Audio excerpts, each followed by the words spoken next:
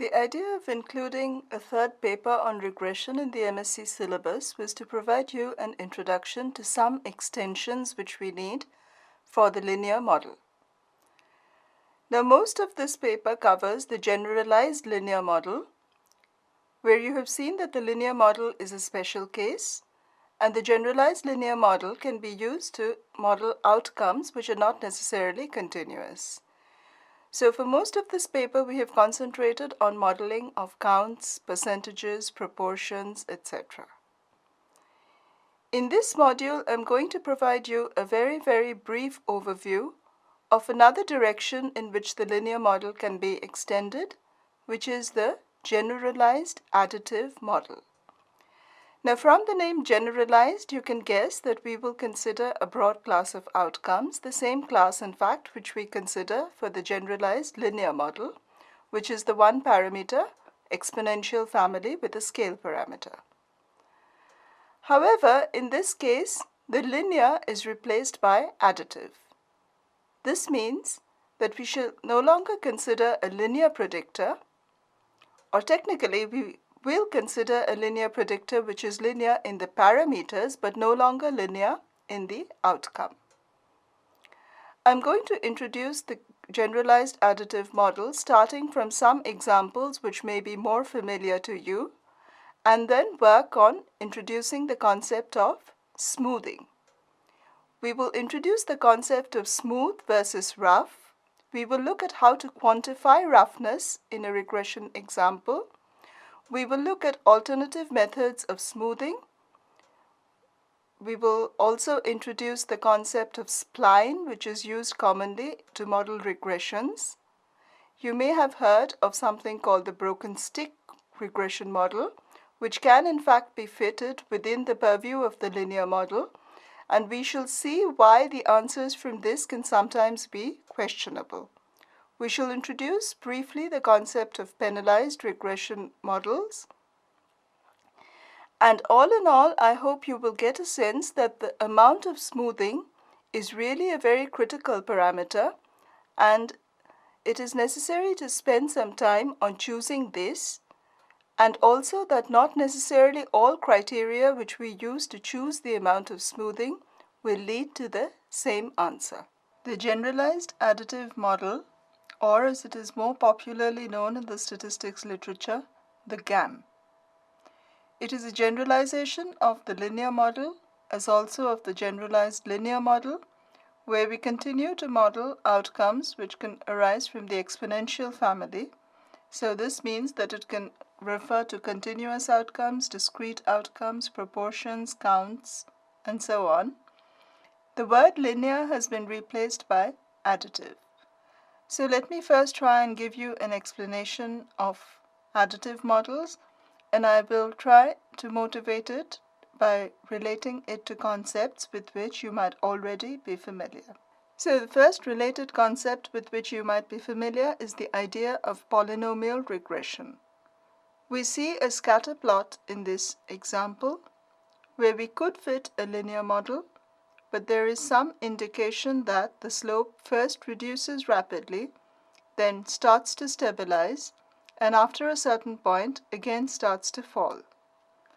This kind of regression cannot really be captured by fitting a single linear model, by fitting a single line, and instead a better idea would be to fit quadratic regression.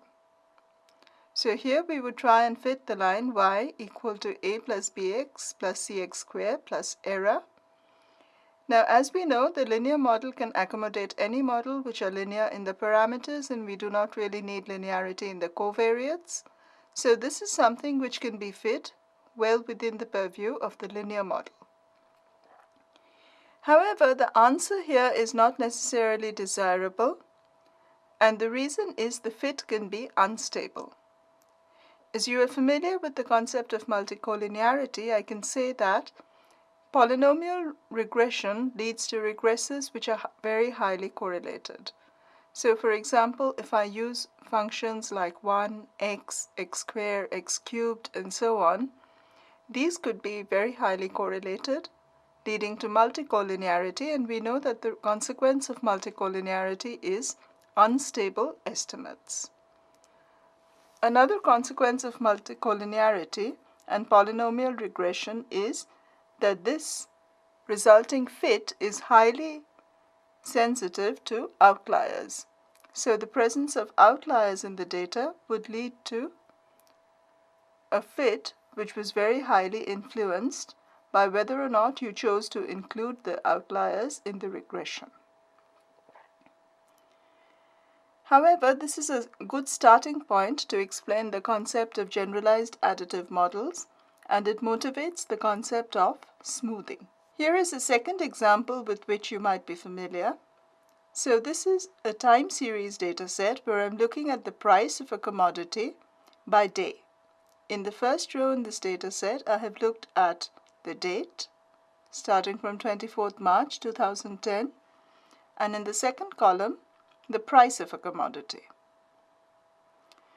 In the remaining three columns, I have smoothed out the data by taking something called a moving average, which is I decide on a certain length of averages and I continue to take local averages of the data, leading to a moving average estimate. So here is a plot of my original time series in black, as well as plots of two moving averages of different periodicities. Now you can see that the plot of the raw data fluctuates a lot, while the plots of the two moving averages are considerably smoother. So again, this is a good point for introducing the concept of smoothing and why we would look for smooth answers in any particular situation. A third motivating concept with which you might be familiar is the idea of kernel smoothing.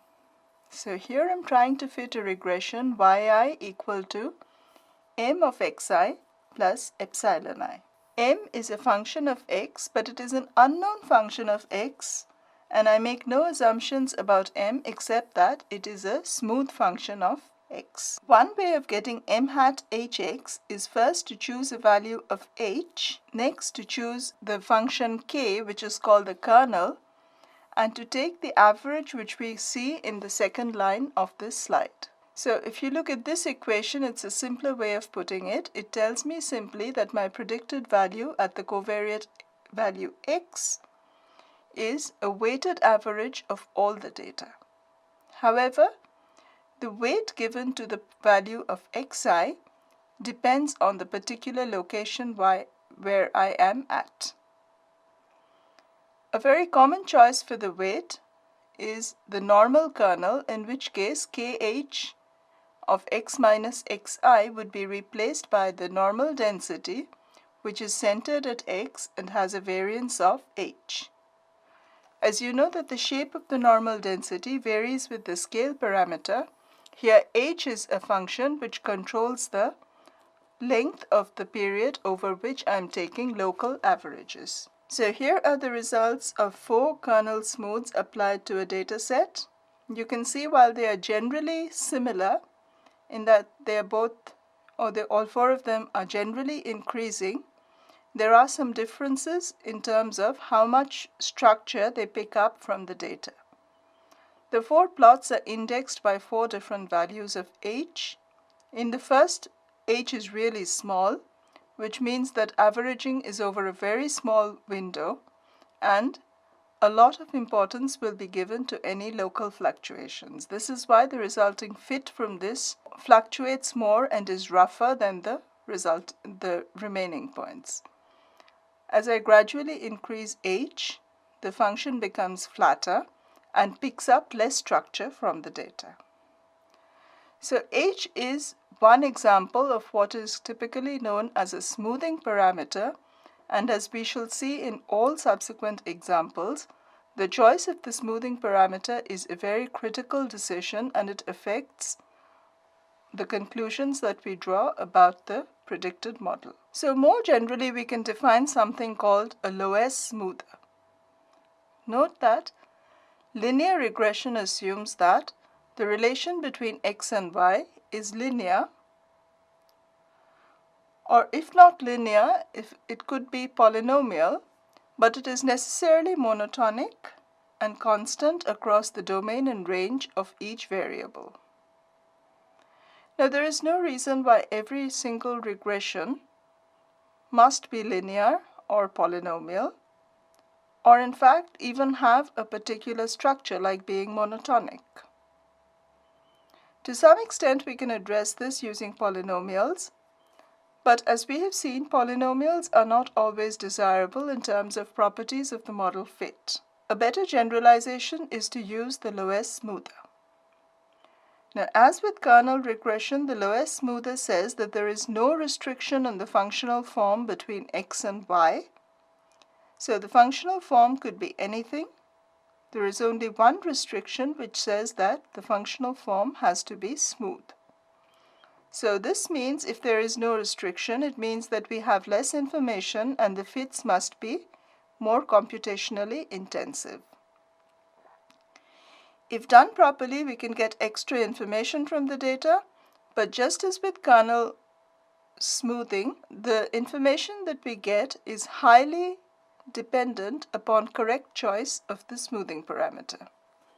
So the name LOS actually stands for locally weighted least squares regression, and in many software versions you can get an additional function LOWESS as well as a function LOESS, both of which affect LOS smoothing, but there are some minor differences between the two. The idea behind both, of course, is to use more local data to estimate our y variable. Say we have a point x on this slide, say the value 2000, and we wish to predict y at the value x equal to 2000. The idea is that I would take an average of the data, but it would not be a simple average but a weighted average, and it would give more weight to points in the vicinity and less weight to points which are far away from the vicinity.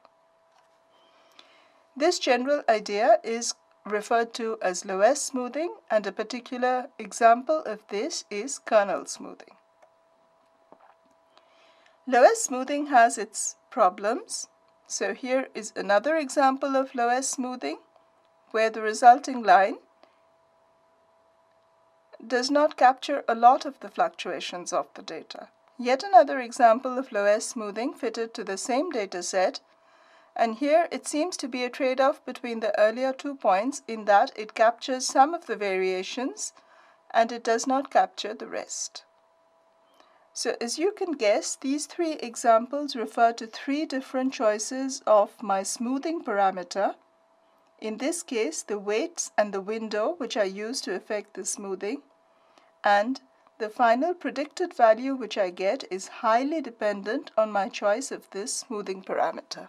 Let me introduce a concept called splines, which will make it easy to introduce the generalized additive model. Spline is a term which comes from engineering. You may have heard of engineering splines. Splines is used extensively in statistics. There are many different kinds of terminology. There are regression splines or smoothing splines.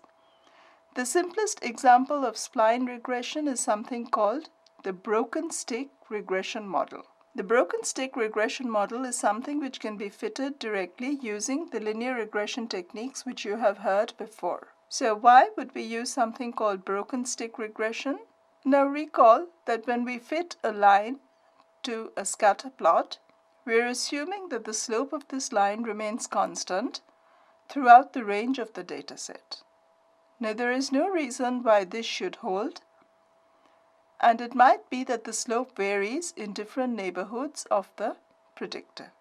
When this happens, the regression line looks like a broken stick, and hence the name.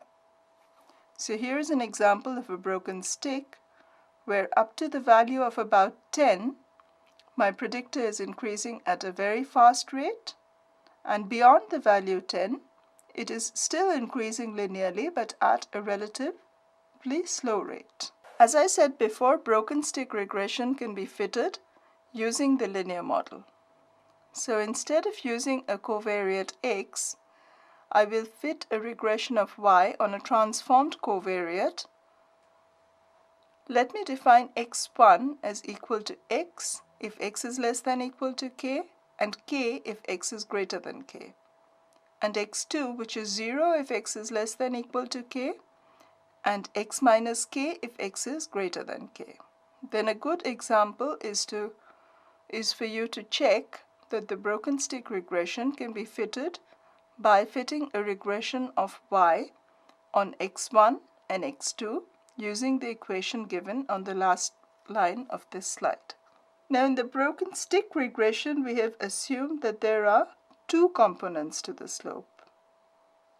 More generally, the slope may vary much more across the range of the data, in the sense that we might be able to break up the data into B subsets where the range is constant within each subset but different across subsets. Now again, it is possible to fit this model using a linear model, and it is a good exercise for you to check that if we define transformed covariates xb, where xb is 0 if kb minus 1 is greater than x, equal to x minus kb minus 1 if kb minus 1 is less than or equal to x is less than kb, and equal to kb if x is greater than kb, then fitting the regression of y on x1, x2 to xb minus 1 will indeed result in a piecewise linear model. I should mention here that k1, k2, k capital B are points which are called breakpoints, and they correspond to the intersecting points where the slope will change. We assume that these are known and do not have to be estimated from the data. We can generalize this idea further and say that there is no reason why the regression has to be linear within each set of points. So, just as we can define a piecewise linear spline, we could also have piecewise polynomial splines. And in fact, the definition of spline in the statistics literature is piecewise polynomial functions. This slide shows two spline models fitted to a regression. The first is a linear spline, where within each interval of knots, the spline is a linear function. The second is a quadratic spline, where we have allowed each of these segments to have its own separate quadratic regression. Note, however, that the quadratic regressions have been chosen so that there is no jump when we go from one interval to another, and the connection happens smoothly. So again, splines are piecewise polynomials. They're very easily generalizable from the definition we have given before of piecewise linear functions, and again it is a good example for you to check that the piecewise polynomial regression can indeed be fitted within the purview of the linear model using the model equation given on this slide. Just as in the case of low S or in the case of moving averages, we have had to deal with the question of how smooth we want the answer to be.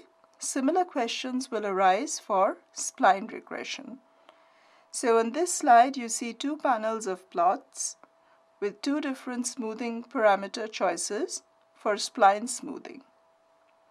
The first is a very rough plot, in the sense that it almost practically interpolates the data. The second is a very smooth plot, and it tends to ignore the pattern in the data at the cost of giving a smooth answer. So what is the trade-off between making a choice between these two plots? In the first case, we have picked up a lot of features of the data, but this means that while the answer will give a very good fit to the data set at hand, for a future data set in which the errors will be different, the quality of the prediction might not be that good. The second plot, it will give a reasonably good answer for subsequent data sets, but the fit to the data set at hand is not really that good. So there is a trade-off, and again we can see that the choice of the smoothing parameter has a critical bearing on the answer which we get from fitting this model. So 2 more examples which further illustrate the question of how smooth we want the resulting lines to be. Again, we see that the first panel, we have done something called over-smooth the data, which is we have ignored a lot of the features which appear to be present in the data. And in the second, we have an answer which picks up a lot of the local features. Now, is it really picking up local features or is it picking up noise, in the sense that would these features be replicated if we were to get a second data set? These are all very tricky questions which you have to deal with when you perform smoothing. So how smooth is our answer? In the case of the models we have considered so far, it is driven by the number of knots. It's also driven by the nature of piecewise functions, which we call basis functions in the smoothing literature. So a quadratic spline would be smoother than a linear spline, but there is a trade-off because a quadratic spline would also introduce more parameters than a linear spline. The general broad directive is to select the amount of smoothing so as to minimize a criterion called the prediction error. However, as different statisticians measure prediction error using different criterion, you could, for example, use the Mallows CP, or you could use the AIC, or you could use something called the GCV, the Generalized Cross-Validation. And there really is no guarantee that in every case you will get the same answer for the optimal amount of smoothing. So this is to drive home the point that the choice you make of the smoothing parameter is a very, very critical decision when you try to perform statistical smoothing. So far, the results we have seen can be fitted within the usual linear model. In this slide, we can see 2 plots. The one to the left has been fitted by using the linear model and spline regression. The second has been fitted by using something called the penalized spline. At a glance, we can see that the results we have gotten in the second panel are a lot smoother than the results which we have got in the first panel.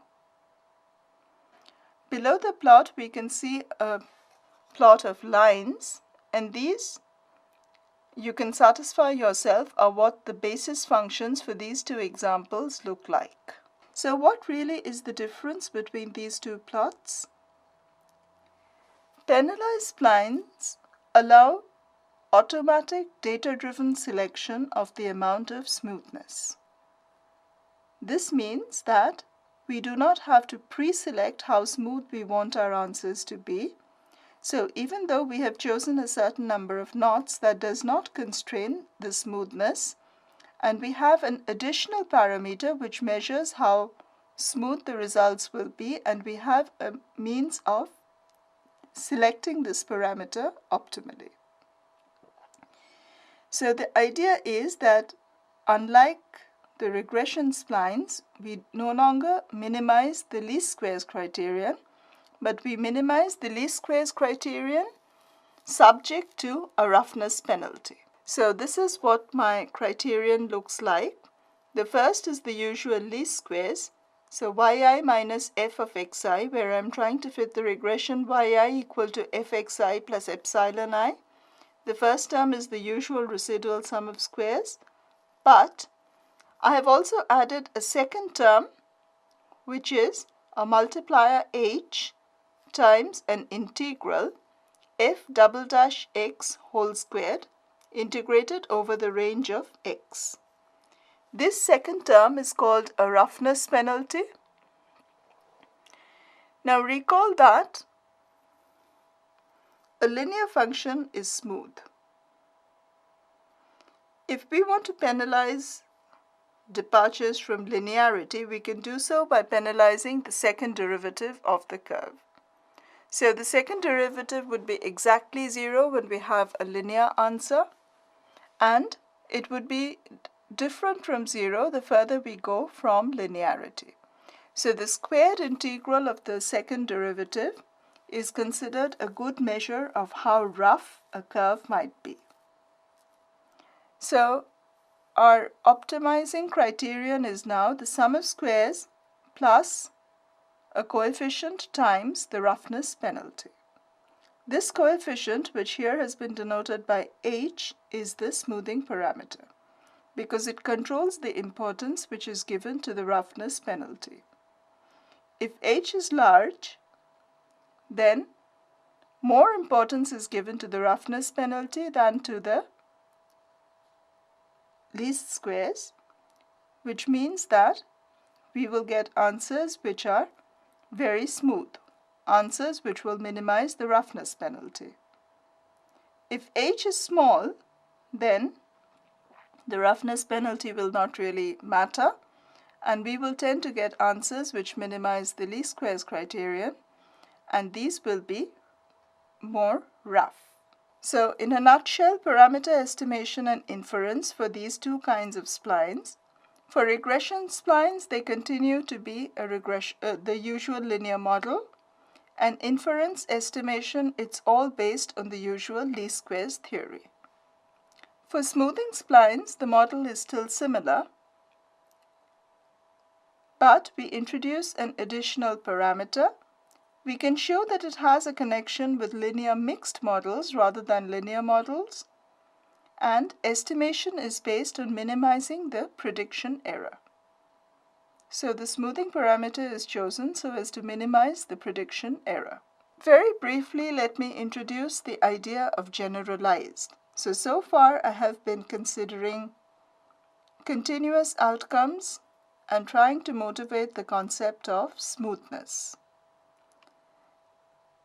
The generalized model, the generalized additive model, follows very closely. So in the first line on this slide, I have written the additive smooth equivalent of the logistic model. Now note that for the usual logistic model, probability y equal to 1 given x can be written as e to the power x beta by 1 plus e to the power x beta. Written in a different way, this says that log of probability y equal to 1 given xi by probability y equal to 0 given xi is equal to x beta. That is, the log odds of y equal to 1 is linear. If I were to perform the same transformation on this data set, then I would get log of probability y equal to 1 given x is equal to f of xi. My assumption about f is that it is not linear. In fact, it does not need to have any specified form. All I postulate is that the function f must be smooth. So we have almost defined the generalized additive model.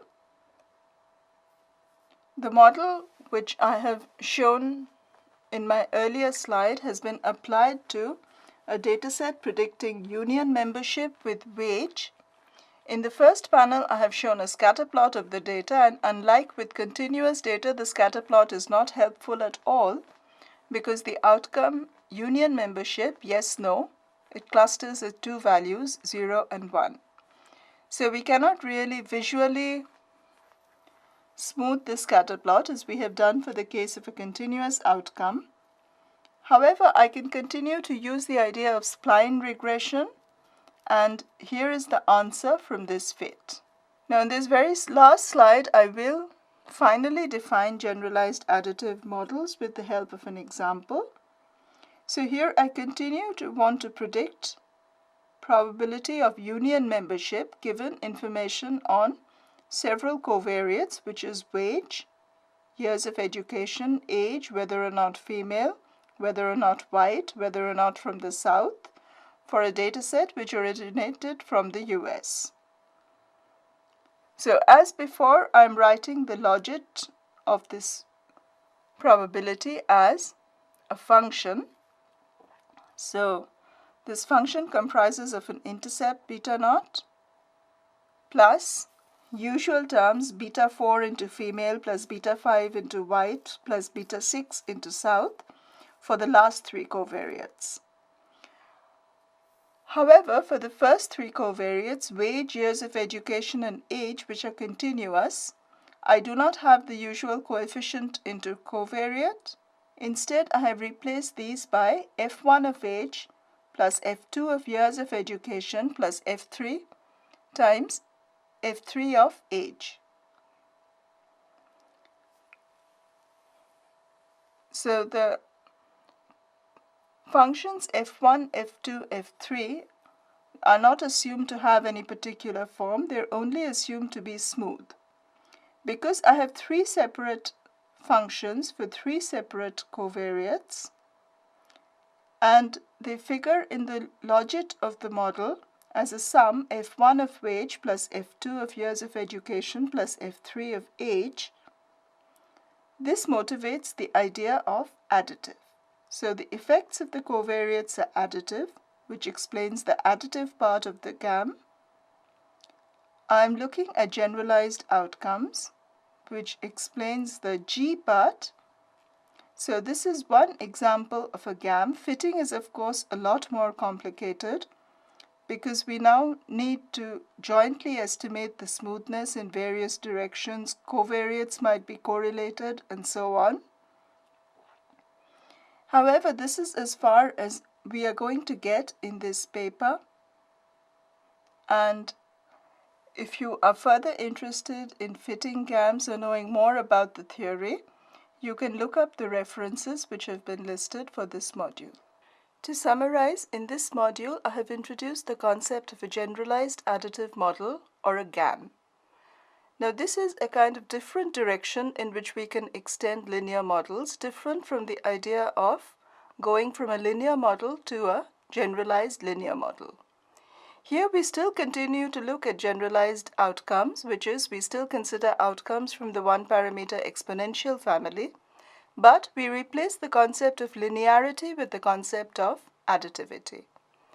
In this module, I have tried to motivate the concept of additivity, starting with concepts with which you might be familiar, such as low S, or kernel smoothing, or polynomial regression, or even moving averages.